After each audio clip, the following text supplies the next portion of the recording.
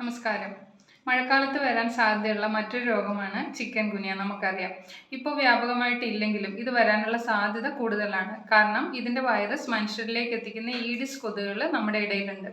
സാധാരണഗതിയിൽ ഈ രോഗം മരണകാരണമാവില്ല. പക്ഷേ മറ്റു രോഗങ്ങൾ, അതായത് പ്രമേഹം, ഹൃദ്രോഗങ്ങൾ, ശ്വാസകോശ രോഗങ്ങൾ ഉള്ളവരിലും രോഗപ്രതിരോധശേഷി കുറഞ്ഞവരിലും ഇത് അപകടം ഉണ്ടാക്കാം. കൂടാതെ രോഗകാരണമായ വൈറസിൻ്റെ ജനിതക ഘടകങ്ങൾ ഉണ്ടാകുന്ന മാറ്റങ്ങൾ, അതായത് മ്യൂട്ടേഷൻ, ഇത് ശക്തി കൂടിയ രോഗാണുക്കൾ എപ്പോൾ വേണമെങ്കിലും ഉണ്ടാവാൻ കാരണമാവുകയും അത് മരണം ഉണ്ടാക്കുകയും ചെയ്യും. ഇനി രോഗനിർണയം എങ്ങനെയാണെന്ന് നോക്കാം. പ്രത്യേക രക്തപരിശോധനയിലൂടെ മാത്രമേ രോഗനിർണയം സാധ്യമാകൂ. അപകടകാരിയായ ഡെങ്കിപ്പനിയിൽ നിന്നും ചിക്കൻ ഗുനിയയിൽ നിന്നും തിരിച്ചറിയാനും ഈ പരിശോധന സഹായിക്കും. വൈറസിന്റെ ആന്റിബോഡി കണ്ടെത്തുന്ന പരിശോധനയും ടിഷ്യൂ കൾച്ചർ മുഖേന വൈറസിനെ കണ്ടെത്തുന്ന പരിശോധനയും ഉണ്ട്. എലീസ ടെസ്റ്റാണ് കൂടുതലായിട്ട് ഉപയോഗിക്കുന്നത്. ഇനി ഇത് വന്ന രോഗികൾ ശ്രദ്ധിക്കേണ്ട കാര്യങ്ങൾ എന്തൊക്കെയാണെന്ന് നോക്കാം. ധാരാളം വെള്ളം കുടിക്കുക. കരിക്കും വെള്ളം അല്ലെങ്കിൽ ഉപ്പിട്ട കഞ്ഞിവെള്ളം, അതൊക്കെ ധാരാളം കുടിക്കുക. കൂടാതെ ദഹിക്കാൻ എളുപ്പമുള്ളതും പോഷകങ്ങൾ ധാരാളമുള്ളതുമായ ഭക്ഷണങ്ങൾ, പഴങ്ങളൊക്കെ ധാരാളം കഴിക്കുക. പിന്നെ വിശ്രമം അത്യാവശ്യമാണ്. രോഗം തീർത്തു മാറുന്നത് വരെ ജോലിക്ക് പോകുന്നതും യാത്രയും ഒക്കെ ഒഴിവാക്കുക.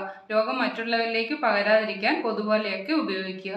ഇനി ഇതിൻ്റെ ലക്ഷണങ്ങൾ എന്തൊക്കെയാണെന്ന് നോക്കാം. നമുക്കറിയാം, ഏറ്റവും പ്രധാനപ്പെട്ട ലക്ഷണം ശക്തമായ പനി തന്നെയാണ്. വിറയലോടുകൂടി കഠിനമായ പനിയാണ് ഉണ്ടാവുക. പനിക്ക് ഡെങ്കിപ്പനി, വൈറൽ ഫീവർ എന്നിവയോട് സാമ്യം ഉണ്ടെങ്കിലും ചില പ്രത്യേകതകൾ ശ്രദ്ധിച്ചാൽ ചിക്കൻ ഗുനിയ പനിയെ വേർതിരിച്ചറിയാം. അതായത് സന്ധിവേദനയാണ് പ്രധാനം. മറ്റു പനികളിൽ സന്ധിവേദന വരുമെങ്കിലും ഇതിൽ അസഹ്യമായ സന്ധിവേദന മൂലം രോഗി വളഞ്ഞ് കൂഞ്ഞു പോകുന്നത് കൊണ്ടാണ് രോഗത്തിന് ചിക്കൻ ഗുനിയ എന്ന് പേര് വന്നത്. ആഫ്രിക്കയിലെ സ്വാഹിലി ഭാഷയിൽ ചിക്കൻ ഗുനിയ എന്ന വാക്കിൻ്റെ അർത്ഥം വളയുക എന്നാണ്. പനി മാറിയാലും ചിലർക്ക് സന്ധിവേദന, നീർക്കെട്ട് മാസങ്ങളോ വർഷങ്ങളോ നീണ്ടു നിൽക്കും.